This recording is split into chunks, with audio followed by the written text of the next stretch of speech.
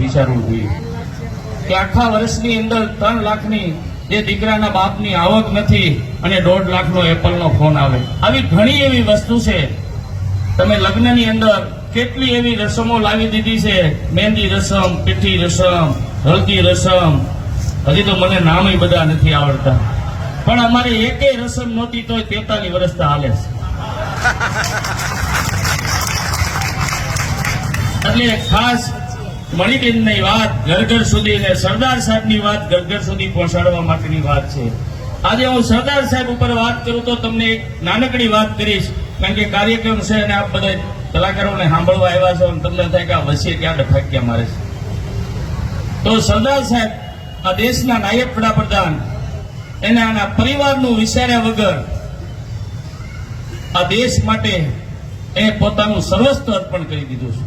તમે ને હું બધા પણ જાણવી છીએ કે સરદાર સાહેબ પાસે 1 વીઘો જમીન નથી, એના પરિવાર પાસે કે પોતાનું ઘર પણ નથી. જો સરદાર સાહેબે તેદી આ દેશના 565 રજવાડા એ કરવા માટેનું એની પાસે જવાબદારી હતી, તો આજ તમે ને હું જે થોડું થોડું મારું ગોઠવી દઈએ એમ કરી નાખીએ છીએ, તો સરદાર સાહેબના પરિવાર પાસે કેટલા પૈસા હોય.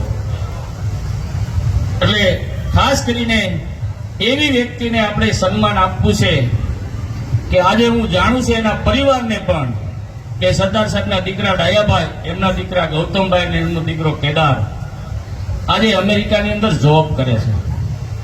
તો સરદાર સાહેબે આજે આપણને બોલવાનો હક આપ્યો, રે એના ઘર, વાવે એની જમીન, આપણને બોલવા હરવા ફરવાનો બધો અધિકાર આપ્યો હોય તો સરદાર વલ્લભભાઈ પટેલે આપેલો છે. તો આપણે એને શું આપ્યું? તો આ યાત્રાના માધ્યમથી 150મી જન્મ જયંતિ આવી રહી છે, ત્યારે પૂર્વે સરદાર સાહેબને સાચી શ્રદ્ધાંજલિ આપીએ અને દેશ અને દુનિયામાં સરદાર સાહેબની કીર્તિ વધે એ જ હેતુથી આ કાર્યક્રમ થઈ રહ્યો છે. ત્યારે મને ભરોસો છે અને વિશ્વાસ છે કે હું જે યાત્રા બારામાં પૂરા ગુજરાતની અંદર જે ફર્યો છું, તો આ યાત્રાની અંદર દેશ અને દુનિયાથી હજારો લોકો જોડાવાના છે. તો એમાં સુરત કે પાછળ ન રહી જાય એની આજ હું તમને 2 હાથ જોડીને અપીલ કરવા આવ્યો છું.